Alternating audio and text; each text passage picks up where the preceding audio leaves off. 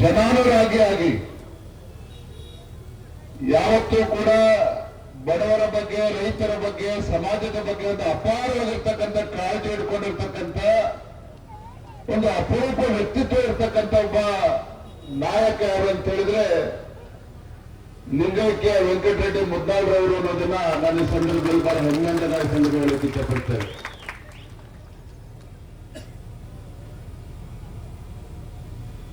ವೀರಶೈವ ಮಹಾಸಭಾದ ರಾಷ್ಟ್ರೀಯ ಉಪಾಧ್ಯಕ್ಷರಾಗಿ ಬಸವ ಸಮಿತಿ ಹೀಗೆ ಅನೇಕ ಸಾಮಾಜಿಕ ಚಟುವಟಿಕೆಗಳಲ್ಲಿ ತಮ್ಮನ್ನು ತಾವು ಗುರುತಿಸಿಕೊಂಡು ಚುನಾವಣೆಯಲ್ಲಿ ಗೆಲ್ಲಿ, ಚುನಾವಣೆಯಲ್ಲಿ ಸೋಲಿ, ಅದು ಯಾವತ್ತೂ ಸಹ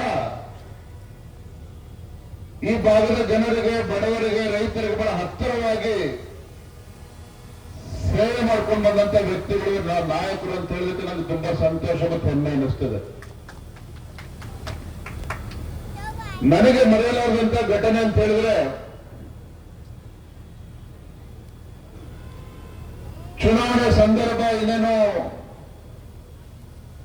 ನಾಮಪತ್ರ ಸಲ್ಲಿಸಬೇಕು, ಒಂದು ವಾರ ಮಾತ್ರ ಬಾಕಿ ಇತ್ತು.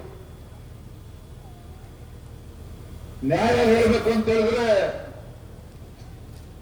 ನಾವೇನು ಚುನಾವಣೆ ಸಂದರ್ಭದಲ್ಲಿ ಅಭ್ಯರ್ಥಿಗಳ ಪಟ್ಟಿಯನ್ನು ಘೋಷಣೆ ಮಾಡ್ತೇವೆ, ಮೊದಲ ಪಟ್ಟಿನಲ್ಲೇನೆ ವೆಂಕಟರೆಡ್ಡಿ ಮುದ್ದಾಳವರ ಹೆಸರು ಘೋಷಣೆ ಆಗ್ಬೇಕಾಗಿತ್ತು. ಅದೇ ಕೆಲವು ಸಂದರ್ಭದಲ್ಲಿ ಉದಯಾಟ ಅಂತ ಹೇಳ್ತೇವೆ, ಮತ್ತೊಂದು ಗೊತ್ತಿಲ್ಲ. ಮೊದಲ ಪಟ್ಟಿ ಘೋಷಣೆ ಆಯಿತು, ಎರಡನೇ ಪಟ್ಟಿ ಘೋಷಣೆ ಆಯಿತು, ಇನ್ನೂ ಕೂಡ ಅವ್ರ ಹೆಸರು ಘೋಷಣೆ ಆಗಿರಲಿಲ್ಲ. ಗುರುಮಿಟ್ಕಲ್ಲಿಂದ ನಿಲ್ಬೇಕು ಅಂತ ಕಾರ್ಯಕರ್ತರ ಅಪೇಕ್ಷೆ ಇತ್ತು. ಆದ್ರೆ ಕೊನೆಯ ಕ್ಷಣದಲ್ಲಿ ನಾಮಪತ್ರ ಸಲ್ಲಿಸಕ್ಕೆ 4 ದಿನ ಕೂಡ ಇರಲಿಲ್ಲ. ಆ ಕ್ಷಣದಲ್ಲಿ ಆದೇಶ ಬಂದ ನಂತರದಲ್ಲಿ ಯಡಿಯೂರಪ್ಪರು ಕೂಡ ಅವ್ರನ್ನ ಕರೀತಾರೆ ಡಾಲರ್ಸ್ಕಲ್ ಮನೆಯಲ್ಲಿ. ಇನ್ನೂ ಕೂಡ ಚಿತ್ರವನ್ನು ಕಣ್ಮುಂದೆ ಆಗೇ ಇದೆ. ನನಗೂ ಆತಂಕ, ಯಜಮಾನರು ಹ್ಯಾಕ್ ಸ್ವೀಕಾರ ಮಾಡ್ತಾರೆ ಅಂತ ಹೇಳಿ. ಯಡಿಯೂರಪ್ಪರು ಕೂಡ ಆತಂಕ. ಯಾಕಂದ್ರೆ ವಿಶ್ವನಾಥ್ ರೆಡ್ಡಿ ಅವರು ಇರ್ಬೋದು, ವಿಶ್ವನಾಥ್ ರೆಡ್ಡಿ ಮುದ್ದಾಳ್ ಅವರು ಇರ್ಬೋದು, ವೆಂಕಟರೆಡ್ಡಿ ಮುದ್ದಾಳ್ ಅವರು ಇರ್ಬೋದು, ವಿಶೇಷ ವೆಂಕಟರೆಡ್ಡಿ ಮುದ್ದಾಳ್ ಅವರು ಯಾವತ್ತೂ ಕೂಡ ಯಡಿಯೂರಪ್ಪರಿಗೆ ಹೆಗಲಿಗೆ ಹೆಗಲು ಕೊಟ್ಟು ಯಾವತ್ತೂ ಕೂಡ ಜೊತೆ ನಿಂತಿರ್ತಕ್ಕಂಥ ಒಬ್ಬ ಮಹಾನ್ ನಾಯಕ. ಪಾಪ ಯಡಿಯೂರಪ್ಪರ ಆತಂಕ, ಹೇಗೆ ಹೇಳಬೇಕು, ಹೇಗೆ ಮನವರಿಕೆ ಮಾಡಬೇಕು, ನಾಮಪತ್ರ ಸಲ್ಲಿಸಕ್ಕೆ ಇನ್ನೇನು 3-4-5 ದಿನ ಮಾತ್ರ ಇದೆ, ಹೇಗೆ ಅವ್ರಿಗೆ ಯಜಮಾನರು ತಿಳಿಸ್ಬೇಕು ಅಂದ್ರೆ ಪಾಪ ತಂದೆಯವರು ಕೂಡ ಆತಂಕ. ಡಾಲರ್ಸ್ಕಲ್ ಮನೆ ಕರೆಸ್ಕೊಂಡ್ರು, ಬಂದ್ರು. ಅವರು 4-5 ಜನ ಪ್ರಮುಖರು ಎಲ್ಲರೂ ಕೂಡ ಇದ್ರು. ಡಾಲರ್ಸ್ಕಲ್ ಮನೆಯಲ್ಲಿ ಆ ಕೋಣೆಯಲ್ಲಿ ಕೂತಿದ್ರು. ಯಡಿಯೂರಪ್ಪನವ್ರ ಮೇಲಿಂದ ಹೇಳ್ಕೊಂಡು ಬಂದ್ರು. ಪಾಪ ಯಡಿಯೂರಪ್ಪನವರು ಆತಂಕದಿಂದನೇ ಹೇಳಿದ್ರು, ಯಜಮಾನ್ರೆ ಇಲ್ಲಿ ಗುರುಮಿಟ್ಕಲ್ ಕೊಡೋದಕ್ಕೆ ಸಾಧ್ಯ ಆಗ್ತಲ್ಲ, ತಾವು ಯಾದಗಿರಿಗೆ ಹೋಗ್ಬೇಕು ಅಂತ ಹೇಳಿ. ಪಾಪ ಪುಣ್ಯಾತ್ಮ ಒಂದು ನಿಮಿಷ, ಒಂದು ಕ್ಷಣನೂ ಕೂಡ ಬೇಸರವನ್ನ, ಆತಂಕವನ್ನು ವ್ಯಕ್ತಪಡಿಸಲಿಲ್ಲ. ಅದು ಆಶ್ಚರ್ಯ ಆಯ್ತು, ಯಾಕೆ ಯಡಿಯೂರಪ್ಪನ ಏಕಾಏಕಿ ಈ ರೀತಿ ಅಂತೇಳಿ. ಇಲ್ಲ, ಕಾರಣ ಕೇಳಬೇಡಿ, ಅದನ್ನು ಅಲ್ಲೇ ಚುನಾವಣೆಗೆ ನಿಲ್ಬೇಕು ಅಂತೇಳಿ ತಂದೆಯವರು ಹೇಳಿದಂತ ಸಂದರ್ಭದಲ್ಲಿ ಆ ದೊಡ್ಡ ಮನುಷ್ಯನ ವೆಂಕಟರೆಡ್ಡಿ ಮುದ್ದಾಳ್ ಅವರ ಬಾಯಲ್ಲಿ ಬಂದಂತ ಮಾತು ಇವತ್ತು ಕೂಡ ನನ್ನ ಕಿವಿಗೆ ಆಗ ಗುಂಗುಡ್ತಾ ಇದೆ. ಅವ್ರು ಹಿರಿಯರು ಹೇಳಿದಂತ ಮಾತೇನಪ್ಪ ಅಂತ ಹೇಳಿದ್ರೆ, ಯಡಿಯೂರಪ್ಪರೇ ನೀವು ಮುಖ್ಯಮಂತ್ರಿಗಳು ಆಗ್ಬೇಕು, ಯಡಿಯೂರಪ್ಪರೇ ನೀವು ಮುಖ್ಯಮಂತ್ರಿ ಆಗ್ಬೇಕು, ಬಿಜೆಪಿ ಅಧಿಕಾರಕ್ಕೆ ಬರಬೇಕು, ಅದಕ್ಕೆ ನಾನು ಯಾವ ತ್ಯಾಗಕ್ಕೂ ಕೂಡ ಸಿದ್ಧ ಇದ್ದೇನೆ, ನೀವು ಯಾವ ಕ್ಷೇತ್ರದಲ್ಲಿಯೂ ಕೂಡ ನಾನು ಚುನಾವಣೆ ಗೆದ್ದು ಬರ್ತೇನೆ ಅನ್ನುವ ವಿಶ್ವಾಸದ ಮಾತನ್ನ ಹೇಳಿ ಯಡಿಯೂರಪ್ಪರಿಗೆ ಧೈರ್ಯ ತುಂಬುವಂತ ಕೆಲಸ ಪುಣ್ಯಾತ್ಮ ಮಾಡುದು. ಬಹುಶಃ ನಾನು ರಾಜ್ಯದ ಅಧ್ಯಕ್ಷನಾಗಿ ನನ್ನ ಕೆಲಸದ ಒತ್ತಡ ಮಧ್ಯನೂ ಕೂಡ ಇವತ್ತು ಈ ಪವಿತ್ರ ಕಾರ್ಯಕ್ರಮಕ್ಕೆ ನಾನು ಬಂದಿದ್ದೇನೆ ಅಂತ ಹೇಳಿದ್ರೆ, ಅವತ್ತೇನವ್ರ ಬಾಯಲ್ಲಿ ಬಂದಂತ ಮಾತುಗಳಿದೆಯಲ್ಲ, ಯಡಿಯೂರಪ್ಪ ನೀವು ಮುಖ್ಯಮಂತ್ರಿ ಆಗ್ಬೇಕು, ನೀವು ಮುಖ್ಯಮಂತ್ರಿ ಆದ್ರೆ ರಾಜ್ಯದ ಅಭಿವೃದ್ಧಿ ಆಗ್ತದೆ, ರೈತರು ಒಳ್ಳೇದಾಗ್ತದೆ, ನೀವು ಮುಖ್ಯಮಂತ್ರಿ ಆಗ್ಬೇಕು, ನಾನು ತ್ಯಾಗ ಮಾಡ್ತೇನೆ ಅಂತೇಳಿ ಅವರು ಆಡಿದಂತ ಮಾತು ಇವತ್ತು ನನ್ನನ್ನು ಕೂಡ ಏನೇ ಸಮಯದ ಒತ್ತಡ ಇದ್ರು ಕೂಡ ಇವತ್ತು ಬಂದಿದ್ದೇನೆ ಅಂತ ಹೇಳಿದ್ರೆ ಅವ್ರು ಯಡಿಯೂರಪ್ಪರ ಬಗ್ಗೆ ಇಟ್ಟಂತ ಒಂದು ಪ್ರೀತಿ ಪ್ರೀತಿ ವಿಶ್ವಾಸವೇ ಕಾರಣ ಅನ್ನೋದನ್ನ ನಾನು ಈ ಸಂದರ್ಭದಲ್ಲಿ ಹೇಳಕ್ಕೆ ಇಚ್ಛೆ ಪಡ್ತೇನೆ. ನಾನು ಬಂದಾಗ ಆಶ್ಚರ್ಯ ಆಯ್ತು. ಚಲವಾದಿ ನಾರಾಯಣ ಸ್ವಾಮಿ ಅವರು ಹೇಳ್ತಾ ಇದ್ರು, ಬೆಳಗ್ಗೆ 10 ಗಂಟೆಯಿಂದನೂ ಕೂಡ ಇಲ್ಲೇನು ತಾವು ಕೂತಿದ್ದೀರಿ ಜನಸಾಗರ, ಬೆಳಗ್ಗೆ 10 ಗಂಟೆಯಿಂದನೂ ಕೂಡ ಯಾರು ಕೂಡ ಕದಡಿಲ್ಲ. ಮತ್ತೆ ವೇದಿಕೆ ಇವತ್ತು ದೊಡ್ಡ ಸಂಖ್ಯೆಯಲ್ಲಿ ಇವತ್ತೇನು ಪರಮಪೂಜ್ಯ ಸ್ವಾಮೀಜಿಗಳು ಬಂದಿದ್ದಾರೆ. ಪಕ್ಷಾತೀತ ಇವತ್ತು ರಾಜಕೀಯ ಮುಖಂಡರು ವೇದಿಕೆ ಮೇಲೆ ಕೂತಿದ್ದಾರೆ. ಇದನ್ನು ನೋಡಿದ್ರೆ ಗೊತ್ತಾಗ್ತದೆ ಈ ಭಾಗದ ಬಡವರು, ರೈತರು ತಾವೆಲ್ಲರೂ ಸಹ ವೆಂಕಟರೆಡ್ಡಿ ಮುದ್ದಾಲ್ ಅವರ ಬಗ್ಗೆ ಯಾವ ಗೌರವನ ಇಟ್ಕೊಂಡಿದ್ದಾರೆ, ಎಷ್ಟು ಪ್ರೀತಿ ವಿಶ್ವಾಸನ ಇಟ್ಕೊಂಡಿದ್ದಾರೆ ಅನ್ನೋದನ್ನ ಸಾರಿ ಸಾರಿ ಇದನ್ನು ಹೇಳ್ತಾ ಇದೆ. ಬಂಧುಗಳೇ, ಸಂದರ್ಭದಲ್ಲಿ ಎಷ್ಟು ಮಾತ್ರ ಹೇಳ್ತೇನೆ, ರಾಜಕಾರಣ ಅಂತಕ್ಕಂಥದ್ದು ಸುಲಭದ ಕ್ಷೇತ್ರ ಅಲ್ಲ. ರಾಜಕಾರಣಿಗಳು, ಒಳ್ಳೆ ರಾಜಕಾರಣಿಗಳು ಸಿಗ್ತಕ್ಕಂಥದ್ದು ಕೂಡ ಅಷ್ಟೇ ಕಷ್ಟದ ಕೆಲಸ. ಇವತ್ತು ಬಡವರ ಪರವಾಗಿ ರೈತರ ಬಗ್ಗೆ ಕಾಳಜಿ ಹಿಡ್ಕೊಂಡು ಜನಾನುರಾಗಿಯಾಗಿ ಇವತ್ತು ಜನಸೇವೆ ಮಾಡ್ತಕ್ಕಂಥ ರಾಜಕಾರಣಿಗಳು ಕೂಡ ಅಪರೂಪ. ರಾಜಕಾರಣಿಗಳು ಅಂತ ಹೇಳಿದ್ರೆ ಜನರ ಒಂದು ರೀತಿ ಅಸಾಧ್ಯ ಭಾವನೆ ಇವತ್ತು. ಅಂಥದ್ರಲ್ಲಿ ಇವತ್ತು ವೆಂಕಟರೆಡ್ಡಿ ಮುದ್ದಾಲ್ ಇರ್ಬೋದು, ಅವರ ಕುಟುಂಬದ ಸದಸ್ಯ ಇರ್ಬೋದು, ಮಹೇಶ್ ರೆಡ್ಡಿ ಮುದ್ದಾಲ್ ಅವರು ಇರ್ಬೋದು, ಅವರ ಕುಟುಂಬದ ವರ್ಗದವರು ಇರ್ಬೋದು, ಅವರ ನಡವಳಿಕೆಯನ್ನು ಕೂಡ ನಾವೆಲ್ಲರೂ ಕೂಡ ಗಮನಿಸಬೇಕಾಗ್ತದೆ. ಇಡೀ ಕುಟುಂಬವೇ ಒಂದು ರೀತಿ ಅಪರೂಪದ ಕುಟುಂಬ ಅಂತ ಹೇಳಿದ್ರು ಕೂಡ ತಪ್ಪಾಗಲಾರದು. ನಾನು ಕೂಡ ರಾಜ್ಯದಲ್ಲಿ ಯಾವುದೇ ಮೂಲೆ ಹೋದರೂ ಸಹ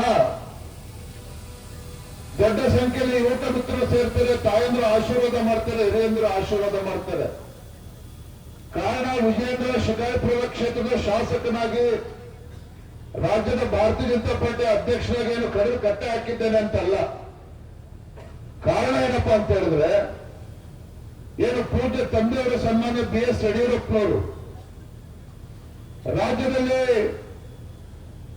4 ಬಾರಿ ಮುಖ್ಯಮಂತ್ರಿಗಳಾಗಿ ರೈತರ ಪರವಾಗಿ ಇವತ್ತು ರೈತರಿಗೆ ಒಂದು ಪ್ರತ್ಯೇಕ ಬಜೆಟ್ ಅನ್ನ ಮಂಡನೆ ಮಾಡಿ ರೈತರ ಕೃಷಿ ಪಂಚಾಯತ್ಗಳಿಗೆ ಇವತ್ತು ಉಚಿತ ವಿದ್ಯುತ್ತನ್ನು ಕೊಟ್ಟು ಇವತ್ತು ರೈತರ ಪರವಾಗಿ ಧ್ವನಿ ಎತ್ತುವಂತ ಕೆಲಸ ವಿರೋಧ ಪಕ್ಷದ ನಾಯಕರಾಗಿ ಆಗಿದ್ದರೂ ಕೂಡ ಯಡಿಯೂರಪ್ಪ ಮಾಡಿದ್ರು. ರಾಜ್ಯದ ಮುಖ್ಯಮಂತ್ರಿಗಳಿದ್ದಾಗೂ ಕೂಡ ರೈತರ ಪರವಾಗಿ ಪ್ರಾಮಾಣಿಕವಾಗಿ ಒಂದು ಕಳಕಳಿ ಇಟ್ಕೊಂಡು ಯೋಜನೆಗಳನ್ನು ಕೊಡುವಂತ ಕೆಲಸ ಸನ್ಮಾನ್ಯ ಯಡಿಯೂರಪ್ಪ ಮಾಡಿದ್ರು. ಆ ಕಾರಣಕ್ಕೇ ಇವತ್ತು ಯಡಿಯೂರಪ್ಪ ಅವರು ರಾಜ್ಯದ ಮುಖ್ಯಮಂತ್ರಿಗಳಿಲ್ಲ ಅಥವಾ ಯಾವುದೇ ಒಂದು ಸ್ಥಾನಮಾನಗಳಿಲ್ಲ. ಆದರೂ ಸಹಿತ ರಾಜ್ಯದ ಜನ ಯಡಿಯೂರಪ್ಪನವರನ್ನ, ಈ ನಾಡಿನ 6.5 ಕೋಟಿ ಜನ ತಮ್ಮ ಹೃದಯದಲ್ಲಿ ಯಡಿಯೂರಪ್ಪನವರಿಗೆ ಸ್ಥಾನವನ್ನು ಕೊಟ್ಟಿದ್ದಾರೆ ಅಂತ ಹೇಳಿದ್ರೆ, ಇವತ್ತು ಯಡಿಯೂರಪ್ಪನವರು ಅಧಿಕಾರ ಇದ್ದಾಗ ಈ ನಾಡಿನಲ್ಲಿರ್ತಕ್ಕಂಥ ಎಲ್ಲ ಮತಮಾನಗಳಿಗೆ ಇವತ್ತು ಅನುದಾನವನ್ನು ಕೊಟ್ಟು, ಆ ಜಾತಿ ಈ ಜಾತಿ ಅಂತಲ್ಲ ಎಲ್ಲಾ ಸಮಾಜ ಮಠಗಳಿಗೂ ಕೂಡ ಅನುದಾನವನ್ನು ಕೊಟ್ಟು ರೈತರ ಪರವಾಗಿ ಬಡವರ ಪರವಾಗಿ ಇವತ್ತೇನು ಅಭಿವೃದ್ಧಿ ಕೆಲಸ ಕಾರ್ಯಗಳನ್ನು ಮಾಡಿದ್ದಾರೆ. ಆ ಕಾರಣವಾಗಿನೇ ಇವತ್ತು ನಾನು ಕೂಡ ರಾಜ್ಯದ ಯಾವುದೇ ಮೂಲೆ ಹೋದರೂ ಸಹ ನಮ್ಮ ಯಡಿಯೂರಪ್ಪರ ಮಗ ಅಂತೇಳಿ ನನ್ನ ಪ್ರೀತಿಯಿಂದ ಕಾಣ್ತಕ್ಕಂಥದ್ದು. ಆ ಪ್ರೀತಿಗೆ ನಾವು ಯಾವತ್ತೂ ಕೂಡ ನಾವು ಬೆಲೆ ಕಟ್ಟೋದಕ್ಕೆ ಸಾಧ್ಯ ಇಲ್ಲ. ಅದೇ ರೀತಿ ವೆಂಕಟರೆಡ್ಡಿ ಮುದ್ದಾಲ್ ಅವರು ಸಹ ಜನಾನುರಾಗಿರ್ತಕ್ಕಂಥವ್ರು. ಅದೇ ರೀತಿ ನಮ್ಮ ಮಹೇಶ್ ರೆಡ್ಡಿ ಮುದ್ದಾಲ್ ಅವರು ಸಹ ಜನರ ಸೇವೆ ಮಾಡಬೇಕು ಅಂತ ಹೇಳಿ ಒಂದು ಕಾಲದ ಆಟ ಅಷ್ಟೇ. ಅವರು ಕೂಡ ಒಂದು ಜನರ ಮಧ್ಯೆ ಇರಬೇಕು ಅನ್ನೋ ಒಂದು ಜನರ ಸೇವೆ ಮಾಡಬೇಕು ಅನ್ನೋ ಒಂದು ಅಭಿಲಾಷನ ಇಟ್ಕೊಂಡಿದ್ದಾರೆ. ಯಾವ ರೀತಿ ಕಷ್ಟಕರ ಸಂದರ್ಭದಲ್ಲೂ ಸಹ ಎಲ್ಲ ಸಂದರ್ಭದಲ್ಲೂ ಸಹ ತಾವು ಆ ಕುಟುಂಬದ ಜೊತೆ ತಾವಿದ್ದೀರಿ. ಮುಂದಿನ ದಿನಗಳಲ್ಲೂ ಸಹ ಅವರೊಂದು ರಾಜಕೀಯ ಶಕ್ತಿಯನ್ನು ತುಂಬತಕ್ಕಂಥ ಕೆಲಸ ತಾವೆಲ್ಲರೂ ಕೂಡ ಮಾಡಬೇಕು ಅಂತೇಳಿ ನಾನು ಈ ಸಂದರ್ಭವನ್ನು ಕೈ ಮುಗಿದು ಪ್ರಾರ್ಥನೆ ಮಾಡ್ತಾ ಇದ್ದೇನೆ. ಬಂಧುಗಳೇ, ಸಾಕಷ್ಟು ಸಮಯ ಆಗಿದೆ. ಇದು ರಾಜಕೀಯ ವೇದಿಕೆ ಮೇಲೆ ಹೆಚ್ಚು ಮಾತನಾಡೋದಕ್ಕೆ ಇಚ್ಛೆ ಪಡೋದಿಲ್ಲ. ಆದರೆ ಒಂದು ರಾಜ್ಯದ ರೈತರ ಸಮಸ್ಯೆ ಬಗ್ಗೆನೂ ಕೂಡ ನಾವು ಚರ್ಚೆ ಮಾಡಬೇಕಾಗ್ತದೆ. ಹಾಲಾಗಿದ್ದಾರೆ ಯಾದಗಿರಿ ಜಿಲ್ಲೆನಲ್ಲಿ ಇವತ್ತು ತೊಗರಿ ಬೆಳೀತಕ್ಕಂಥ ರೈತರು ಕೂಡ ಸಂಕಷ್ಟದಲ್ಲಿದ್ದಾರೆ, ಹತ್ತಿ ಬೆಳೀತಕ್ಕಂಥ ರೈತರು ಕೂಡ ಸಂಕಷ್ಟದಲ್ಲಿದ್ದಾರೆ. ಒಂದ್ ರೀತಿ ರೈತನ ಬದುಕು ಅಂತ ಹೇಳಿದ್ರೆ ಈ ನಾಡಿಗೆ 2 ತುತ್ತು ಅನ್ನವನ್ನು ಕೊಡ್ತಕ್ಕಂಥ ರೈತ ಅವನಿವತ್ತು ನೆಮ್ಮದಿಯಿಂದ ಇಲ್ಲ. 2 ಬಾರಿ 2 ವರ್ಷ 1 ವರ್ಷ 2 ವರ್ಷ ಬರ ಆದ್ರೆ 2 ವರ್ಷ ಅತಿವೃಷ್ಟಿ.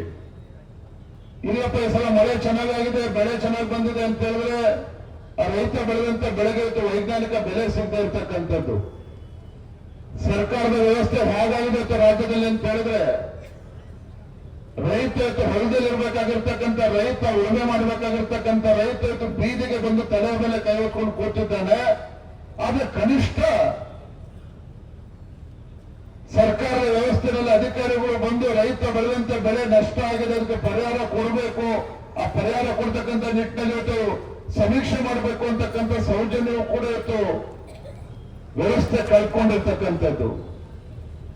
ಒಂದು ಮಾತ್ರ ಸತ್ಯ, ಈ ನಾಡಿಗೆ 2 ತುತ್ತು ಅನ್ನವನ್ನು ಕೊಡ್ತಕ್ಕಂಥ ರೈತನ ಬದುಕು ಹಸನಾಗಲಿಲ್ಲ ಅಂತ ಹೇಳಿದ್ರೆ ಇವತ್ತು ಜನಪ್ರತಿನಿಧಿಗಳು ಇವತ್ತು ಬದುಕಿದ್ದು ಕೂಡ ಸತ್ತಂತೆ. ಅದನ್ನು ಇಂದಿನ ರಾಜಕಾರಣಿಗಳು ಅರ್ಥ ಮಾಡ್ಕೋಬೇಕಾಗಿದೆ. ಬಂಧುಗಳೇ, ಮುಂದಿನ ದಿನಗಳು ಬರ್ತೇನೆ, ಹೆಚ್ಚೆಚ್ಚು ನಾನು ಕೂಡ ಈ ಭಾಗದಲ್ಲಿ ಪ್ರವಾಸ ಮಾಡ್ತೇನೆ. ಹೆಚ್ಚೆಚ್ಚು ಪ್ರವಾಸ ಮಾಡಿ ಸಂಘಟನೆ ಕೂಡ ಶಕ್ತಿಯನ್ನು ತುಂಬಬೇಕು, ರೈತರಿಗೆ ಧೈರ್ಯ ತುಂಬುವಂತ ಕೆಲಸನೂ ಕೂಡ ನಾವು ಎಲ್ಲರೂ ಸೇರಿ ಮಾಡಬೇಕಾಗಿದೆ.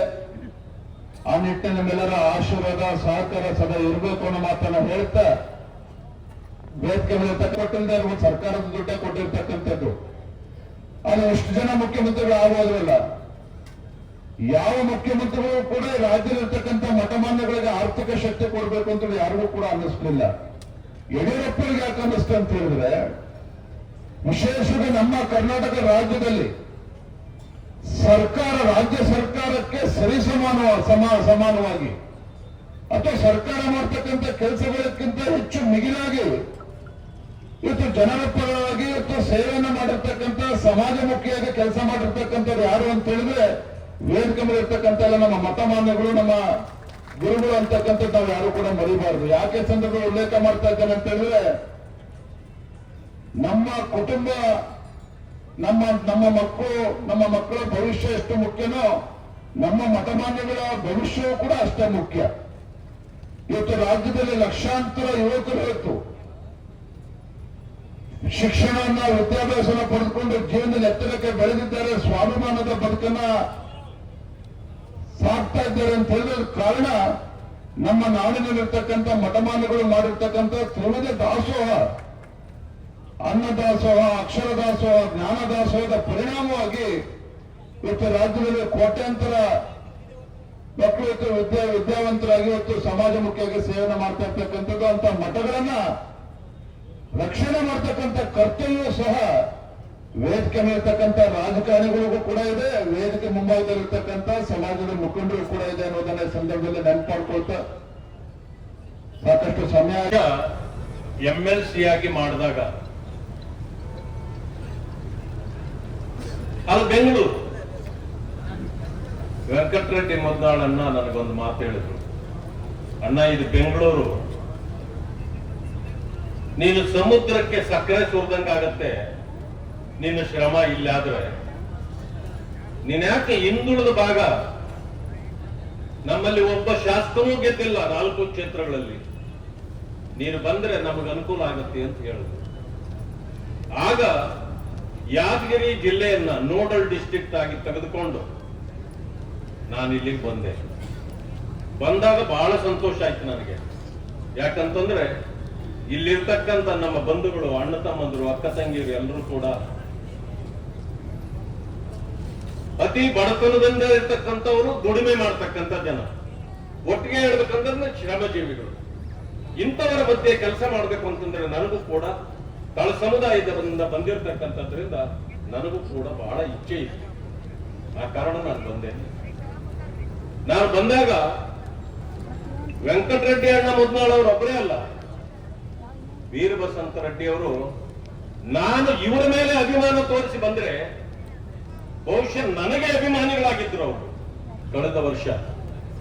ಇದೇ ಸಂದರ್ಭದಲ್ಲಿ ನಾನು ಯಾದಗಿರ್ ಮತ್ತು ರಾಯಚೂರು ಜಿಲ್ಲೆಗಳ ಪ್ರವಾಸದಲ್ಲಿದ್ದೆ. ಯಾದಗಿರಿ ಜಿಲ್ಲೆ ಪ್ರವಾಸ ಮುಗಿಸಿ ನಾನು ರಾತ್ರಿ ಹೋಗಿ ರಾಯಚೂರಿನಲ್ಲಿ ವಾಸ್ತವ್ಯ ಮಾಡಿದೆ. ಬೆಳಗ್ಗೆ ಕಾರ್ಯಕ್ರಮ ನಡೀತಾ ಇದೆ, ನನಗೆ ಸಂದೇಶ ಬಂತು, ವೆಂಕಟರೆಡ್ಡಿ ಅಣ್ಣ ಮತ್ತೆ ಇನ್ನಿಲ್ಲ ಅಂತ. ನನಗೆ ಬಹಳ ನೋವಾಯ್ತು, ದುಃಖ ಆಯ್ತು. ಮಾಡಿದ್ದು ಮಾತ್ರ ಅಲ್ಲ, ಜಿಲ್ಲೆಗೆ ಹಾಕಿ ಅವರ ಸಂಪೂರ್ಣ ಶ್ರಮವನ್ನ ಹಾಕಿದೆ. ಜೊತೆಗೆ ನಾನಿವತ್ತು ಕಂಡಿದ್ದು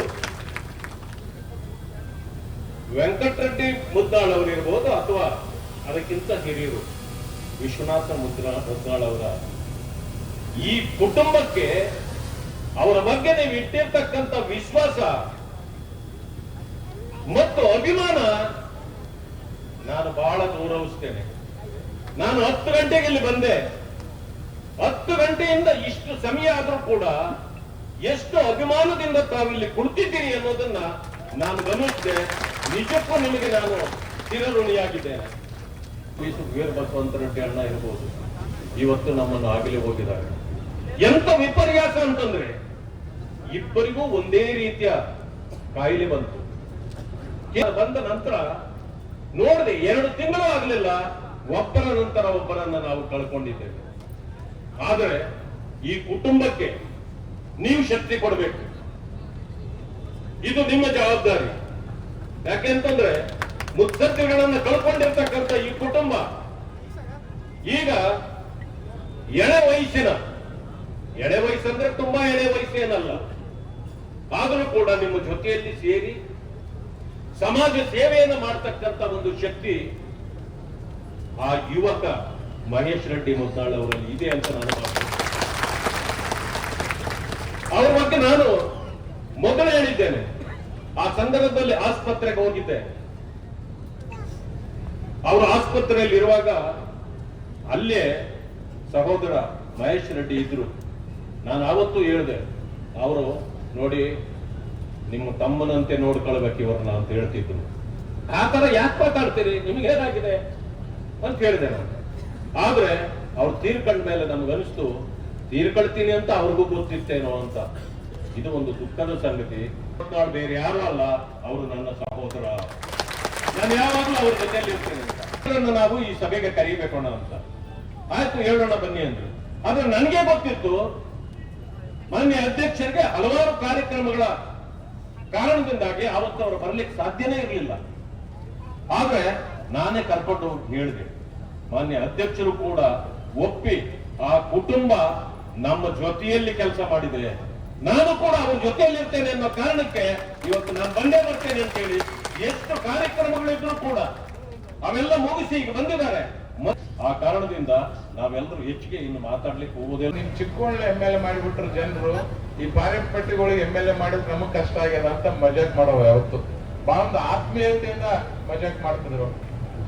ಮತ್ತು ಯಾವುದೇ ಒಂದು ವಿಷಯ ಇದ್ರು ಸ್ವಂತ ತಮ್ಮದವರಿಗೆ ಜೊತೆಗೆ ಹಂಚ್ಕೊಂತಿದ್ರು ಎಲ್ಲೋ ಗೊತ್ತಿಲ್ಲ, ನನ್ ಕೂಡ ಚರ್ಚೆ ಮಾಡಂತ ಒಂದು ಕೆಲಸವನ್ನು ಯಾವತ್ತು ವೆಂಕಟರೆಡ್ಡಿ ಅಣ್ಣ ಆಗಿರ್ಬೋದು, ವೀರಭದ್ರಂತ ರೆಡ್ಡಿ ಅಣ್ಣ ಆಗಿರ್ಬೋದು ಮಾಡಿದ್ರು.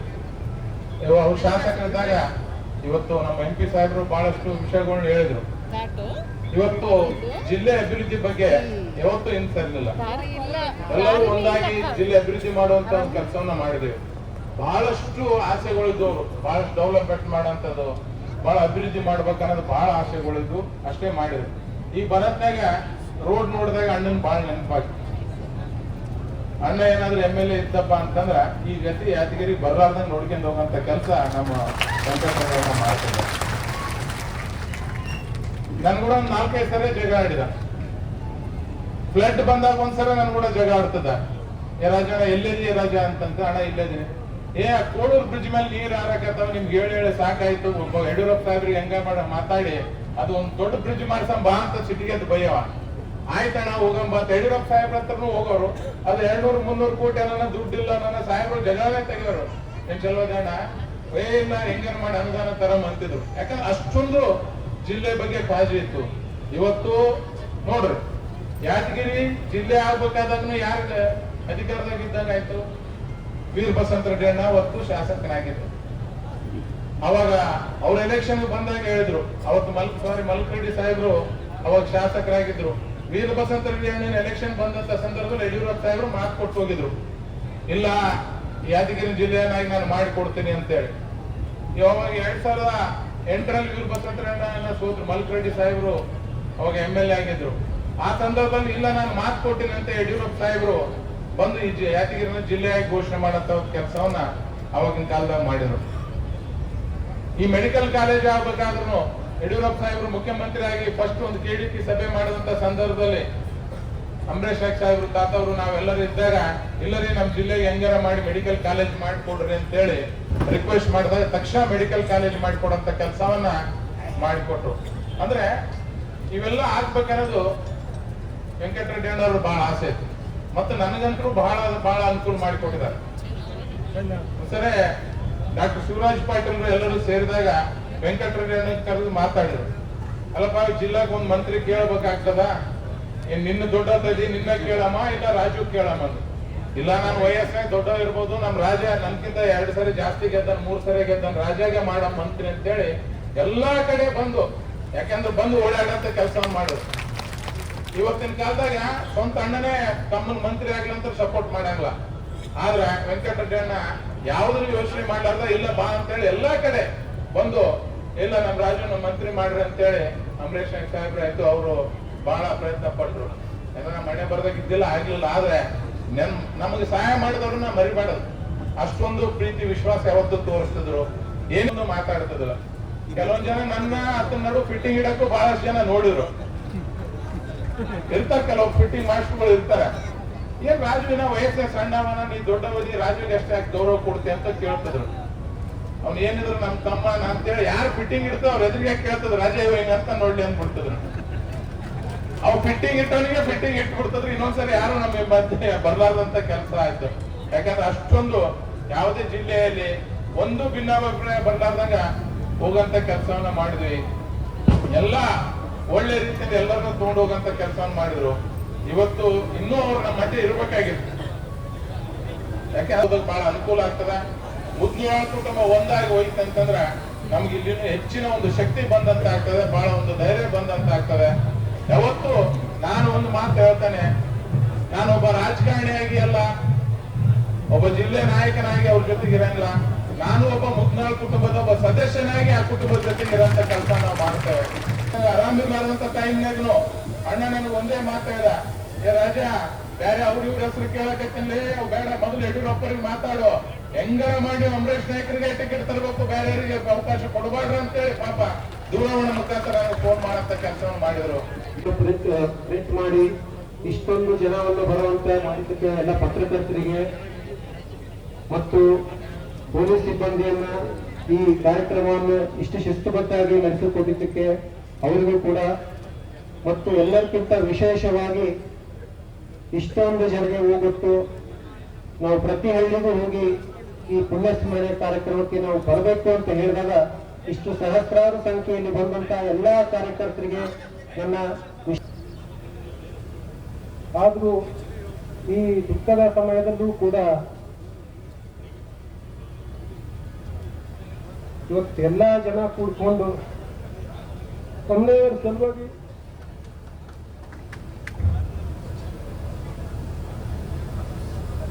ಅವರು ಒಂದು ಹೆಸರಿಗೆ ಇವತ್ತೆಲ್ಲರೂ ಕೂಡ್ಕೊಂಡು ಬರ್ಬೇಕು ಅಂತ ಹೇಳಿದಾಗ ಪ್ರತಿಯೊಬ್ಬರು ಕೂಡ ಇವತ್ತು ಇಲ್ಲಿ ಬಂದು ನಮಗೆ ಆಶೀರ್ವಾದ ಮಾಡ್ಲಿಕ್ಕೆ ಬಂದಿದ್ದಾರೆ. ಅದಕ್ಕಿಂತ ದೊಡ್ಡ ಪ್ರಶಸ್ತಿ ಯಾವುದೂ ಇಲ್ಲ ಅಂತ ನಾವು ಇವತ್ತು ಅನ್ಕೊಳ್ತೀವಿ. ತಾತನವರಾದ ವಿಶ್ವನಾಥ ರೆಡ್ಡಿ ಮುದ್ನಾಳವರು ನಮ್ಮ ಮನೆತನಕ್ಕೆ ಅಡಿಗಲ್ಲು ಹಾಕಿದಂಗೆ ನಮ್ಮ ಪತ್ರ ಬುನಾದಿಯನ್ನು ಹಾಕಿಕೊಟ್ಟಿದ್ದಾರೆ. ನಮಗೆ 371ನೇ ಕಲಾಮನ್ನ ಈ ಭಾಗದಲ್ಲಿ ದೇಸಾಯಿ ಅವ್ರ ಜೊತೆ ಮತ್ತೆ ಹಿರಿಯರಾದ ಮಾಜಿ ಶಾಸಕರಾಗಿರ್ತಕ್ಕಂಥ ವೈಜನಾಥ್ ಪಾಟೀಲ್ ಅವರು ಮತ್ತು ವಿದ್ಯಾಧರ್ ಗುರುಜಿ ಅವರು, ಭೀಮಣ್ಣ ಖಂಡ್ರೆ ಅವರ ಜೊತೆಗೂಡಿ ಮೊದಲು 371 ಕಲಾಮನ್ನ ನಮ್ಮ ಭಾಗದವರಿಗೆ ತಿಳಿಸಿಕೊಟ್ಟಂತ ಧೀಮಂತ ನಾಯಕರು ವಿಶ್ವನಾಥ ರೆಡ್ಡಿ ಮುದ್ನಾಳ್ ಅವರು. ಇದರ ಜೊತೆಗೆ ಅಸ್ಪೃಶ್ಯತಾ ನಿವಾರಣೆಯ ಸಮಿತಿಯನ್ನು ಮಾಡಿ ಎಲ್ಲಿವರೆಗೂ ನಮ್ಮ ಭಾಗದಲ್ಲಿ ಅಸ್ಪೃಶ್ಯತೆ ನಿವಾರಣೆ ಆಗದಿಲ್ವೋ ಅಲ್ಲಿವರೆಗೂ ನಾನು ಕಂತು ಭಿಕ್ಷೆಯನ್ನ ಮಾಡ್ತೀನಿ ಅಂತೇಳಿ ಹಳ್ಳಿಗೆ ಹೋಗಿ ಮನೆಗೆ ಹೋಗಿ ಕಂತು ಭಿಕ್ಷೆಯನ್ನ ಮಾಡಿ ಈ ಭಾಗದಲ್ಲಿ ಇವತ್ತು ಅಸ್ಪೃಶ್ಯ ಕಡಿಮೆಯಾಗಿದೆ ಅಂತಂದ್ರೆ ಅದಕ್ಕೆ ಮುಖ್ಯ ಕಾರಣಕರ್ತರು ನಮ್ಮ ತಾತನವರಾದ ಶ್ರೀ ವಿಶ್ವನಾಥ ರೆಡ್ಡಿ ಮುದ್ನಾಳ್ ಅವರು. ಇಂಥ ಅನೇಕ ಕೆಲಸ ಕಾರ್ಯಗಳನ್ನ ಅವರು ಶುರು ಮಾಡಿದ್ದಾರೆ. ವೀರಶೈವ ವಿದ್ಯಾವರ್ಧಕ ಸಂಘವನ್ನ ಮಾಡಿದ್ರು. ಬಸವ ಸಮಿತಿಯಲ್ಲಿ ಬಿಡಿ ಜಗತ್ತಿಯ ಜೊತೆ ಹೆಗಲು ಕೊಟ್ಟು ಬಸವ ಸಮಿತಿಯನ್ನು ಮಾಡಿ ಇಷ್ಟು ದೊಡ್ಡ ಮಟ್ಟಕ್ಕೆ ಬೆಳೆಸಿದ್ರು. ಅದೇ ದಾರಿಯಲ್ಲಿ ತಂದೆಯವರಾದ ದಿವಂಗತ ಶ್ರೀ ವೆಂಕಟರೆಡ್ಡಿ ಮುದ್ನಾಳ್ ಅವರು ಕೂಡ ತಮ್ಮ ರಾಜಕೀಯ ಭವಿಷ್ಯವನ್ನ ಶುರು ಮಾಡಿದ್ರು. ಮೊದಲು ನಾವು ಗುರುಮಿಟ್ಕಲ್ನಲ್ಲಿ ನಿಂತ್ಕೊಂಡು 2 ಸರ್ತಿ ಪರಾವ ಬಂದುಕೊಂಡು ತಂದೆಯ ಸಮಾನವಾಗಿರ್ತಕ್ಕಂಥ ಶ್ರೀ ಯಡಿಯೂರಪ್ಪನವರ ಮಾರ್ಗದರ್ಶನದಲ್ಲಿ ಅವರು ಯಾದಗಿರಿಗೆ ಬಂದು ನಾವು ನಿಲ್ಲಬೇಕು ಅಂತ ಅಂದಾಗ ಅವರು ಕರೆಗೆ ಹೋಗ್ಬಿಟ್ಟು ನಾವಿಲ್ಲಿ ಬಂದಾಗ ಪ್ರಥಮ ಇದರಲ್ಲೇ ನಾವು ಇವತ್ತು ಯಾದಗಿರಿಯಲ್ಲಿ ನಾವು 2018ರಲ್ಲಿ ತಂದೆಯವರು ಶಾಸಕರಾದರು. ತಮ್ಮೆಲ್ಲರ ಆಶೀರ್ವಾದದಿಂದ ಕೇವಲ 20 ದಿವಸದಲ್ಲೇ ನಾವು ಪ್ರಚಾರ ಮಾಡಿದ್ದು ಕೂಡ ನಮಗೆ ಅಭೂತಪೂರ್ವವಾದ ಗೆಲುವನ್ನು ಸಾಧಿಸಿಕೊಟ್ಟಿದ್ದಕ್ಕೆ ತಮ್ಮೆಲ್ಲರಿಗೂ ನಾನು ಈ ವೇದಿಕೆಯಿಂದ ಧನ್ಯವಾದಗಳನ್ನು ಹೇಳ್ಕೊಡ್ತೀನಿ. ಅವರು ಯಾವಾಗ್ಲೂ ಕೂಡ ಶಾಸಕರಾಗಕ್ಕಿಂತ ಮೊದಲು ಅಷ್ಟೇ ಸ್ಥಳವಾಗಿದ್ರು. ಶಾಸಕರಾದರೂ ಕೂಡ ಅವ್ರು ಅಷ್ಟೇ ಇದ್ರು. ಸೋತಾಗೂ ಅಷ್ಟೇ, ಗೆದ್ದಾಗ ಅಷ್ಟೇ. ಗೆದ್ದಾಗ ಬಹಳಷ್ಟು ಹಿಗ್ಲಿಲ್ಲ, ಸೋತಾಗ ಬಹಳ ಕುಗ್ಲಿಲ್ಲ. ಅಧಿಕಾರ ಇರ್ಲಿ ಬಿಡ್ಲಿ, ಜನರ ಸೇವೆನೇ ಮಾಡ್ಬೇಕು ಅಂತಿದ್ದಾಗ ಯಾವ್ದು ಅಧಿಕಾರ ಬೇಕಾಗಿಲ್ಲ ಅಂತ ಅನ್ಕೊಂಡಿರ್ತಾರೆ ಅಂತಂದ್ರೆ ತಾತನವರು ಏನು ಹೇಳ್ಕೊಟ್ಟಿದ್ದ ದಾರಿಯನ್ನ ತಂದೆಯವರು ಅದೇ ದಾರಿಯಲ್ಲಿ ನಡ್ಕೊಂತ ಹೋದ್ರು. ಯಾರಾದ್ರೂ ಫೋನ್ ಮಾಡಿದ್ರು, ರಾತ್ರಿ 12 ಗಂಟೆಗೂ ಫೋನ್ ಮಾಡಿದ್ರು ಸಹ ಅವರು ಯಾವುದೇ ಫೋನ್ ಅನ್ನು ನಾವು ಸ್ವಿಚ್ ಆಫ್ ಮಾಡಿದ್ದಾಗ್ಲಿ ಸೈಲೆಂಟ್ ಮೋಡ್ ಮಾಡಿದ್ದಾಗ್ಲಿ ನಾನಂತೂ ನೋಡೇ ಇಲ್ಲ. ಎಲ್ಲಾ ಕಾರ್ಯಕರ್ತರಿಗೂ ಗೊತ್ತಿದೆ. ಇವತ್ತು ರಾತ್ರಿ 12 ಗಂಟೆಗೆ ಫೋನ್ ಮಾಡಿದ್ರು ಕೂಡ ಇಲ್ಲಿ ನಮ್ಮ ಅತ್ತಿಕುಳಿ ರೋಡಲ್ಲಿ ಒಂದ್ಸರ್ತಿ ಬೆಂಕಿ ಆಘಾತ ಆದಾಗ 12:30 1 ಗಂಟೆಗೆ ಸ್ವತಃ ಹೋಗಿ ಅಗ್ನಿಶಾಮಕ ದಳದವರಿಗೆ ಕರೆಸ್ಕೊಂಡು ಕುಂತು ಅಲ್ಲೆಲ್ಲ ಏನು ವ್ಯವಸ್ಥೆ ಮಾಡ್ತಾ ಇದ್ದಾರೆ ಸ್ವತಃ ಕೂತು ಹೋಗಿ ಅವ್ರಿಗೆ ವ್ಯವಸ್ಥೆ ಮಾಡಿಕೊಟ್ರು. ಇದೇ ರೀತಿ ನಮ್ಮ ತಾತನವರು ನನಗೆ ಒಂದು ಕೊನೆಗಳಿಗೆ ಒಂದು ಮಾತು ಹೇಳಿದ್ರು. ಅವ್ರು ಇದ್ದಾಗ ಒಂದು ಮಾತು ಯಾವಾಗಲೂ ಹೇಳ್ತಿದ್ರು. ಅವರು ಯಾದಗಿರಿ ಭಾಗದಲ್ಲಿ ಯಾದಗಿರಿ ಮತ್ತು ಗುರುಮಿಟ್ಕಲ್ ಅವರೇ ನಮ್ಮ ಕಣ್ಣಿದ್ದಾಗ ಅವರು ಯಾವಾಗ್ಲೂ ಕೂಡ ಅವ್ರ ಗುಣ ಏನಿದೆ, ನಾವು ಸಾಯೋ ತನಕ ಅವರು ದುಡಿದ್ರೂ ಅದನ್ನು ಕಡಿಮೆ ಆಗೋದಿಲ್ಲ. ಕೊನೆಯ ತನಕ ಮಾತ್ರ ನೀವು ಯಾದಗಿರಿಯಲ್ಲೇ ಇರಬೇಕು, ಅವರು ಜನಸೇವೆನೇ ಮಾಡಬೇಕು ಅಂತ ಹೇಳಿದ್ರು. ಅದೇ ತರ ತಂದೆಯವರು ತಮ್ಮ ಕೊನೆಯ ಕ್ಷಣದಲ್ಲೂ ಕೂಡ ಒಂದೇ ಮಾತು ಅವರು ಹೇಳಿದ್ದು, ಯಾವಾಗ್ಲೂ ಕೂಡ ನಮ್ಮ ಕಾರ್ಯಕರ್ತರನ್ನು ನಾವು ಯಾವತ್ತೂ ಬಿಟ್ಟು ಕೊಡಬಾರ್ದು. ಅಧಿಕಾರ ಇರ್ಲಿ ಅಧಿಕಾರ ಬಿಡ್ಲಿ, ಅವ್ರು ರಾತ್ರಿ 12 ಗಂಟೆಗೆ ಫೋನ್ ಮಾಡಿ ಹೇಳಿದ್ರು ಅವ್ರ ಜೊತೆಗೆ ನಾವು ಇರಬೇಕು. ಅದೇ ತರ ನಾನು ಈ ವೇದಿಕೆಯಿಂದ ನಿಮ್ಗೆಲ್ಲರಿಗೂ ಮಾತು ಕೊಡ್ತಾ ಇದ್ದೇನೆ. ನಾವು ಹೇಗೆ ನಮ್ಮ ತಾತನವರು, ತಂದೆನವರು, ಆಮೇಲೆ ದೊಡ್ಡಪ್ಪನವರು 3 ಜನ ಹೇಗೆ ನಡ್ಕೊಂಡ್ರು, ಈ ಜಿಲ್ಲೆ ಮಾಡ್ಬೇಕಾದ್ರೆ ಯಡಿಯೂರಪ್ಪನವ್ರು ಕರೆದು ನಿಮಗೆ ಏನು ಬೇಕು ಅಂತ ಕೇಳಿದಾಗ ದೊಡ್ಡಪ್ಪನವರು ಜಿಲ್ಲೆಯನ್ನು ಮಾಡ್ಬೇಕಂತ ಕೇಳ್ಕೊಂಡ್ರು, ಅಧಿಕಾರ ಯಾವುದು ಕೇಳಿಲ್ಲ.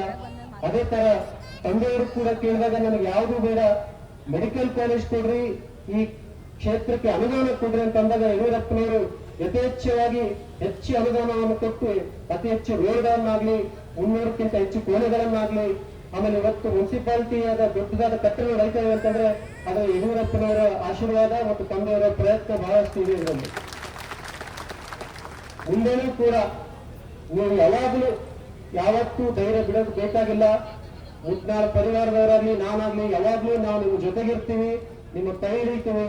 ಯಾವುದೇ ಕಷ್ಟ ಇದ್ರೂ ಸಹ ನಾವು ನಿಮ್ಮ ಜೊತೆಗಿದ್ದು ಹೆಗಲು ಕೊಟ್ಟು ಯಾವುದೇ ಕಾರ್ಯವನ್ನಾಗ್ಲಿ ನಾವು ನಿಮ್ಮ ಜೊತೆಗಿರ್ತೀವಿ ಅಂತ ಹೇಳ್ತಾ, ನಮ್ಮ ಕಾಲಕ್ಕೂ ಈ ಕಾಲಕ್ಕೂ ಬಹಳ ಬದಲಾವಣೆ ಆಗಿದೆ. ಇವೆಲ್ಲ ವಿಚಾರಗಳು ಇವತ್ತು ಅವತ್ತೇನಿತ್ತು, ನಮ್ಮ ಪ್ರದೇಶ, ನಮ್ಮ ಜನ, ನಮ್ಮ ಇದಂತ ಅಭಿಮಾನ ಇತ್ತು. ನಾವ್ ಎದಕ್ ಬಂದಿದೀವಪ್ಪ ಅಂದ್ರೆ ಏನಾದ್ರೂ ಇಲ್ಲಿ ಮಾಡಿ ಹೋಗ್ಬೇಕು. ನಾವು ಮಾಡಿ ಹೋದ ನಂತರ ಉಳಿತದ ಹೊರತು ನಾವು ಉಳಿಯೋದಲ್ಲ, ನಮ್ಮ ಅಧಿಕಾರ ಉಳಿಯೋದು. ಅದನ್ನ ಅವ್ರು ತೋರಿಸ್ಕೊಟ್ಟಿದ್ರು. ಆ ನಿಟ್ಟಿನಲ್ಲಿ ನಮ್ಮ ಡಾಕ್ಟರ್ ಸಾಹೇಬರು ಇರ್ಬೋದು, ನಾವು ಅವರು ನನಗೆ ಬಹಳ ಆತ್ಮೀಯರು. ಅವ್ರನ್ನೂ ನಾವು ಎಲ್ಲ ಸೇರಿ ಅವಾಗೇ ನನಗೆ MP ಟಿಕೆಟ್ ಕೊಡ್ಸಿದ್ರು. ಅದು ಅವತ್ತು ಅಂದಿನ ಮುಖ್ಯಮಂತ್ರಿಗಳಾದಂತ ಸನ್ಮಾನ್ಯ ಯಡಿಯೂರಪ್ಪ ಸಾಹೇಬರು ಹೇಳಿದ್ದಕ್ಕೆ ನಾವು ಹಿಂಸರಿಬೇಕಾಯ್ತು. ಮತ್ತೆ 19ರಲ್ಲಿ ಅವರೇ ಕೊಟ್ಟು ನಮಗೆ MP ಆಗ್ಲಿಕ್ಕೆ ಇವರೆಲ್ಲರೂ ಕಾರಣೀಭೂತರು. ಆ ಸಿಕ್ಕಂತ ಅವಕಾಶದಲ್ಲಿ ಎಲ್ಲರೂ ಕೂಡಿ ನಾವು ಕೆಲಸ ಮಾಡ್ಬೇಕಂತದ್ದಾಯ್ತು. ಅದರ ಬಗ್ಗೆ ಬಹಳ ಕಾಳಜಿ ಇತ್ತು. ರಾಜಗೌಡರಿಗೆ ಸ್ಟೇಟ್ ನಲ್ಲಿ ಏನಾದ್ರು ಆಗ್ಬೇಕಿತ್ತಂದ್ರೆ ರಾಜಗೌಡರು ಕೆಲ ಬಿಡ್ತಿದ್ರು. ಅಲ್ಲೇನಾರು ಆಗ್ಬೇಕಂದ್ರೆ ನಮಗೆ ಗಮನಕ್ಕೆ ತರ್ತದೆ. ಒತ್ತಾಯ ಮಾಡಿ ಮಾಡಿ ಮಾಡ್ತಕ್ಕಂಥ ಸ್ವಭಾವ ಅವ್ರದಾಗ. ವೆಂಕಟರೆಡ್ಡಿ ಗೌಡರು, ರಾಜಗೌಡರು ಅವರೆಲ್ಲರೂ ಬಹಳ ಕಾಡ್ತಿದ್ರು. ಸನ್ಮಾನ್ಯ ಯಡಿಯೂರಪ್ಪಾಜಿ ಬಂದಾಗ ಅವರೆಲ್ಲ ಒತ್ತಾಯ ಮಾಡಿ ವಿಶ್ವನಾಥ್ ರೆಡ್ಡಿ ಅವರು ನಮ್ಮ ವೆಂಕಟರೆಡ್ಡಿ ಗೌಡರು ಹೇಳಿದ್ರಿಲ್ಲ, ಎಷ್ಟೊತ್ತಿದ್ರೆ ಯಾದಗಿರಿಗೆ ಆಗ್ಲೇಬೇಕು, ಕೆಲವರು ಅಪೋಸ್ ಮಾಡಿದ್ದಾರೆ, ಅದು ಸಾಧ್ಯ ಇಲ್ಲ, ಯಾದಗಿರಿಗೆ ಆಗ್ಲೇಬೇಕು ಅಂತ ಹೇಳಿದಾಗ ಅವತ್ತ ಅವರ ಇಬ್ರು ಶಾಸಕರು ಅವ್ರ ಒತ್ತಾಯದ ಮೇಲೆ ಯಡಿಯೂರಪ್ಪ ಸಾಹೇಬ್ರು ಹೇಳಿದ್ರು, ಇಲ್ಲಪ್ಪ ಎಷ್ಟೊತ್ತಿದ್ರು ರಾಯಚೂರಿಗೆ ಯಾದಗಿರಿಗೆ ನಾನು ಜಿಲ್ಲೆ ಮಾಡಿದ್ದೀನಿ, ಯಾದಗಿರಿ ಮೆಡಿಕಲ್ ಕಾಲೇಜ್ ಕೂಡ ಕೊಡ್ತೀನಿ, ಅದಾಯ್ತು. ರಿಂಗ್ ರೋಡ್ ಬೇಕಾಗಿತ್ತು, ಇವರು ಅವರು ಕೆಲವದಿಲ್ಲ ಗಡ್ಕರಿ ಸಾಹೇಬ್ರ ಹತ್ರ ಕರ್ಕೊಂಡು ಹೋಗ್ರಿ ಅಂದ್ರು. ವೆಂಕಟರೆಡ್ಡಿ ಗೌಡರು ನಾವೆಲ್ಲರೂ ಹೋದ್ವಿ, ರಾಜಗೌಡರು ಸಹ ಫೋನಲ್ಲಿ ಮಾತಾಡಿದ್ರು. ಅವರು ತಕ್ಷಣ ರಿಂಗ್ ರೋಡ್ದು ಮತ್ತು ಇಂಟೀರಿಯರ್ ರೋಡ್ಸ್ ಅವ್ರು ಒತ್ತಾಯ ಮಾಡಿ ಮಾಡಿಸಿದ್ರು. ಹಿಂಗೆ ಜಿಲ್ಲೆ ಬಗ್ಗೆ ಬಹಳ ಕಾಳಜಿ ಇತ್ತು, ಟೀಮ್ ಇತ್ತು. ಅದನ್ನ ಅವರು ಮಾಡ್ತಕ್ಕಂಥದ್ರಲ್ಲಿ ನಮಗೆಲ್ಲ ಸ್ಫೂರ್ತಿಯನ್ನ ಕೊಡ್ತಾ ಇದ್ರು. ಅವರು ಸಿನ್ನೂರಿಗೆ, ನಾನು ಯಾದಗಿರಿಗೆ ಮಾಡಿ ಸ್ಯಾಂಕ್ಷನ್ ಮಾಡಿಸಿದ್ದೆ. ಈಗ ಸ್ಯಾಂಕ್ಷನ್ ಆಗಿದೆ, ಸಿನ್ನೂರಲ್ಲಿ ಪ್ರಾರಂಭ ಆಗ್ತಿದೆ. ನಾನು ಮೊನ್ನೆ ಸಹ ಹೊಸ DC ಅವರಿಗೆ ಮಾತಾಡಿದೆ, ಈಗ ಸ್ಯಾಂಕ್ಷನ್ ಆಗಿದೆ, ನೀವು ಪ್ರಿಲಿಮಿನರಿ ಏನಾದ ಅವನ್ನ ಸೌಲಭ್ಯಗಳನ್ನ ಕೊಡ್ರಿ ಅಂತ. ನಿಮ್ಗೇನಾದ್ರು ಕಷ್ಟ ಇದ್ರೆ ಹೇಳ್ರಿ, ಆ ಕಮಿಷನರ್ಗೆ ಸಚಿವರಿಗೆ ನಾವು ಮಾತಾಡ್ತೀವಿ, ಅವ್ರ ಜೊತೆಗೆ ನಾವು ಕೆಲಸ ಮಾಡಿದ್ದೇವೆ. ಏನೇ ನಾವು ಹೇಳಿದ್ರು ಇವತ್ತಿಗೂ ಸಹ ನಮಗೆ ಆ ಗೌರವ ಸಿಗ್ತದೆ, ನಮ್ಮ ಭಾಗಕ್ಕೆ ಅಭಿವೃದ್ಧಿ ಕೆಲಸಗಳು ಆಗ್ತವೆ ಅಂತ ಹೇಳಿ. ಇವತ್ತು ರಾಜಧಾನಿ ಎಕ್ಸ್ಪ್ರೆಸ್ ಇರ್ಬೋದು, ಇವತ್ತು ವಂದೇ ಭಾರತ್ ಇರ್ಬೋದು, ಅವರು ಸ್ಟಾಪ್ ಮಾಡ್ತಕ್ಕಂಥದ್ದನ್ನ ಇವತ್ತಿಗೂ ಸಹ ನಮಗೆ ಅಲ್ಲಿ ಗೌರವ ಕೊಡ್ತಾರೆ ಮಾಡೋದು. ಮೊನ್ನೆ ಯಾವುದೋ ರೈಲ್ವೆ ಇದಕ್ಕೆ 50 ಕೋಟಿ ರೂಪಾಯಿ ಬೇಕಂತೇಳಿ ಸೋಮಣ್ಣವರು ಸ್ಯಾಂಕ್ಷನ್ ಮಾಡಿಕೊಟ್ಟು. ಕೇಂದ್ರದ ಏನೇ ಇದ್ರು ಸಹ ಇವತ್ತು ನಮ್ಮ ಸರ್ಕಾರ, ಸನ್ಮಾನ್ಯ ಮೋದಿಜಿ ಅವರ ನೇತೃತ್ವದ ಸರ್ಕಾರ ಸುಮಾರು ನಾವಿದ್ದಾಗಂತೂ 30,000 ಕೋಟಿ ಯಾದಗಿರಿ ರಾಯಚೂರಿಗೆ ಕೊಟ್ಟು. NH ಆಫೀಸ್ ನಮ್ಮಲ್ಲಿ ಅದು, ಅನೇಕ ರೋಡ್ಗಳದು. ಇವತ್ತು 1.5 ವರ್ಷ ಆಯ್ತು. ಒಂದು ಪ್ರೆಸ್ ಮೀಟ್ ಮಾಡಿ ಇಂಥ ಕೆಲಸ ನಾ ಮಾಡಿದ್ದೀನಿ ಅಂತ ಈಗಿನ ಜನಪ್ರತಿನಿಧಿಗಳು, ಸಂಸದರು ಹೇಳಿದ್ ನಾನಂತ ಕಟ್ಟಿದ್ದೆ. ನಮ್ಮ ಮಹೇಶ್ ರೆಡ್ಡಿ ಗೌಡರು ಸಣ್ಣವರಾದ್ರೂ ನಾನು ಎಲೆಕ್ಷನ್ ಆಗಿ ನೋಡಿದೆ, ಅಸೆಂಬ್ಲಿ ಎಲೆಕ್ಷನ್ ಆಗಿ ಅಮಿತ್ ಶಾಜಿ ಅವರು ಬಂದಾಗಲಿ ಬೇರೆ ಸಂದರ್ಭದಲ್ಲಾಗಲಿ ಅವರು ಸಾಕಷ್ಟು ಚಟುವಟಿಕೆಯಿಂದ ಎಲ್ಲ ಹಿರಿಯರನ್ನ, ತಮ್ಮ ಸಂಘಟನೆಗಳನ್ನ ಎಲ್ಲರನ್ನೂ ಒಗ್ಗೂಡಿಸ್ಕೊಂಡು ಹೋಗ್ತಕ್ಕಂತ ಸ್ವಭಾವ ಇದೆ. ಅದನ್ನ ಅವ್ರು ಮುಂದುವರಿಸ್ಕೊಂಡು ಹೋಗ್ಬೇಕು. ಹೋಗೋರಿದ್ದಾರ ಎಲ್ಲರಿಗೂ, ಹಿರಿಯರಿಗೆ ಯಾವ ರೀತಿ ಹೋಗ್ಬೇಕು, ಕಿರಿಯರಿಗೆ ಯಾವ ರೀತಿ ಹೋಗ್ಬೇಕು, ಎಲ್ಲರೂ ಒಂದುಗೂಡಿಸಿ ಹೋಗ್ತಕ್ಕಂತ ಶಕ್ತಿ ಆ ದೇವರು, ಆ ಪೂಜ್ಯರಾತು ಕೊಟ್ಟಿದ್ದಾರೆ. ಇನ್ನ ಸಣ್ಣ ವಯಸ್ಸು, ಆ ಮನೆತನದ ಒಂದು ಬೆಂಬಲ ನಿಮಗಿದೆ, ಜನರ ಆಶೀರ್ವಾದ ನಿಮಗಿದೆ, ಗುರು ಹಿರಿಯರ ಆಶೀರ್ವಾದ ನಿಮಗಿದೆ. ನೀವು ಈ ರೀತಿ ಸಮಾಜ ಸೇವೆಯಲ್ಲಿ ಏನ್ ನಿಮ್ಮ ಕುಟುಂಬ ತೋಡಿಸ್ಕೊಂಡಿದೆ, ಅದೇ ರೀತಿಯಲ್ಲಿ ನೀವು ತೋಡಿಸಿಕೊಂಡು ಹೆಚ್ಚಿನ ರೀತಿಯಲ್ಲಿ ಈ ಜಿಲ್ಲೆಯ ಸೇವೆ ಸಲ್ಲಿಸ್ತಕ್ಕಂಥ ಅವಕಾಶ ಆ ದೇವರು ಪೂಜ್ಯರ ಆಶೀರ್ವಾದ ಆಗ್ಲಿ ಅಂತ ನಮ್ಮ ಜೊತೆ ಇಲ್ಲಿ ಇದ್ದು ಈ ಕ್ಷೇತ್ರವನ್ನು ಮುಂದೆ ಬರಬೇಕಾಗಿತ್ತು. ಅವರು ನಮ್ಮ ಕೈ ಹಿಡಿಬೇಕಂತೇಳಿ ನಾವು ಅವರಲ್ಲಿ ಈ ವೇದಿಕೆಯಿಂದ ಅವರು ತಿಳ್ಕೊಳ್ತಾ ಇದ್ದೀವಿ. ಅಂತ್ಯ ಸಂಸ್ಕಾರ ಆಗಿ 2 ದಿವಸದಲ್ಲಿ ಹೆಡಿ ಮಾತ್ರ ಹುಟ್ಟೂರು ಫೋನ್ ಮಾಡಿಕೊಂಡು, ನಿಮಗೆ ತಂದೆಯವರು ಯಾವ ಕ್ಷಣದಲ್ಲಿ ತೀರ್ಕೊಂಡಿದ್ದಾರೆ, 5 ತಿಂಗಳಲ್ಲಿ ಪ್ರತಿಯೊಂದು ದಿವಸಗಳನ್ನು ನಿಮ್ಮ ಮನೆ ತನಕ ಕೂತ್ಕೊಂಡು ಒಂದು ಮಠದಲ್ಲಿ ಒಂದು ಗುಡಿಯಲ್ಲಿ ಇರ್ಬೇಕಂತ ಅವ್ರು ಹೇಳಿದಾಗ ನಮಗೂ ಆಘಾತ ಆಗಿತ್ತು. ಯಾಕಂದ್ರೆ ಅವಾಗಿನ ತಂದೆಯವರು ತಿಳ್ಕೊಂಡಾಗ ಹೇಗ್ ಮಾಡ್ಬೇಕು ಅಂತ ನಮಗೆ ಚಿಂತೆ ಆಗಿತ್ತು. ನಾನು ಒಬ್ಬರೇ ಹೋಗ್ಬೇಕಾಗಿದ್ರೆ ನಂಗೆ ನಡೀತಿತ್ತು.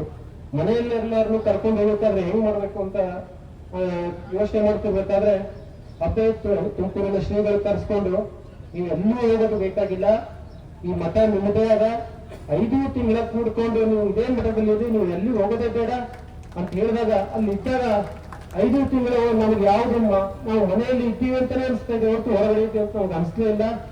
ಇಂಥ ಅವರಾಗ್ಲಿ ಗುರುಗಳಾಗ್ಲಿ ಎಲ್ಲರೂ ಕೂಡ್ಕೊಂಡು ನಮ್ಗೆ ಇಷ್ಟೆಲ್ಲ ಆಶೀರ್ವಾದ ನೀಡಿದ್ದಕ್ಕೆ ತಿಳಿಸಿ ಅವರು ಹೇಳಿದಂತೆ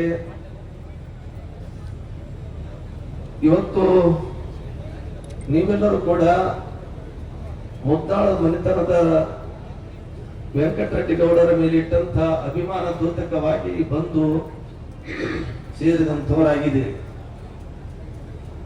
ಸುಮಾರು ಸ್ವಲ್ಪ ಸಮಯದ ದರಗಳ ಹಿಂದೆ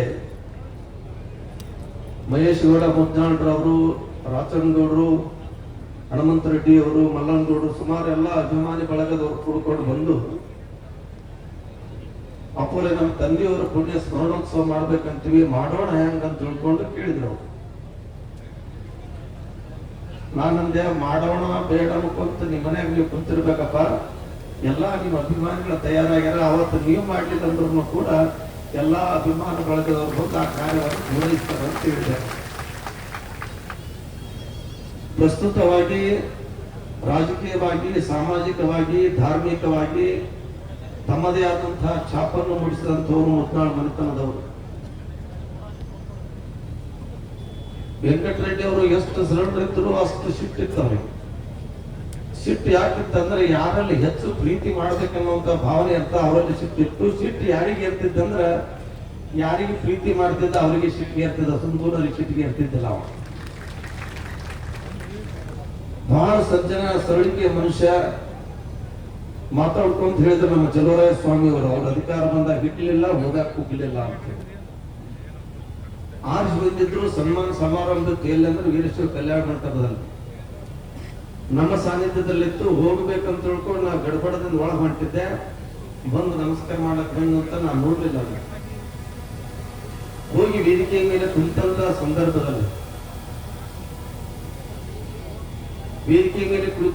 ಸಂದರ್ಭದಲ್ಲಿ ಬಂದು ನಮಸ್ಕಾರ ಮಾಡಿದ್ರು. ನಾ ಏನಂದೆ, ನೀವ್ಯಾಗ ಬಂದಪ್ಪ ಅಂತ ಕೇಳಿದೆ. ನಾನು ಸ್ವಲ್ಪ ಬಹಳ ಸರಳ ಮಾತಾಡ್ತಿದ್ದೆ. ನಮ್ಮ ಸಂಘಟ ಅಗಳೇ ಬಂದಪ್ಪ, ನೀ ಬರಂಗ ದಾರಿ ನಮಸ್ಕಾರ ಮಾಡಿದೆ, ನೀನು ನೋಡ್ಲಿಲ್ಲ ಅಂತಂದಾಗ ನಾ ಹಿಂಗ್ ನೋಡಿದೆ.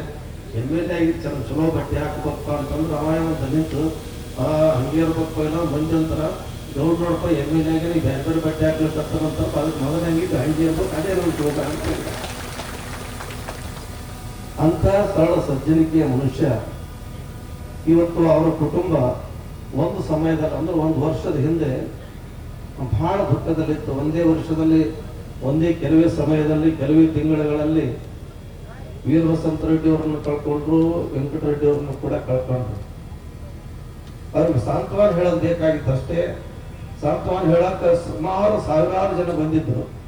ಭವಿಷ್ಯ ಮಾಡಿ ನಾನು ಯಾದಗಿರಿ ಬಂದ ನಂತರ ನನ್ನ 40 ವರ್ಷದ ಜೀವನದಲ್ಲಿ ಯಾದಗಿರಿ ಮಹಾನಗರದಲ್ಲಿ ಒಬ್ಬ ಮನುಷ್ಯ ಹ್ಯಾಂಗಿರ್ತಾನೆ ತಿಳ್ಕೊಂಡು ಹೇಳಿದಾಗ, ಬದುಕಿನಲ್ಲಿ, ತಿಂಗಳ ಹೊತ್ತಿನಲ್ಲಿ, ದಿನದಲ್ಲಿ, ವರ್ಷಾಬ್ದದಲ್ಲಿ ಅವರ ಅಭಿಮಾನ ಮತ್ತು ಅವರ ಉತ್ಸುಕತೆ, ಪ್ರೀತಿ ಗೊತ್ತಾಗ್ತೋ ಇಲ್ಲೋ ಗೊತ್ತಿಲ್ಲ.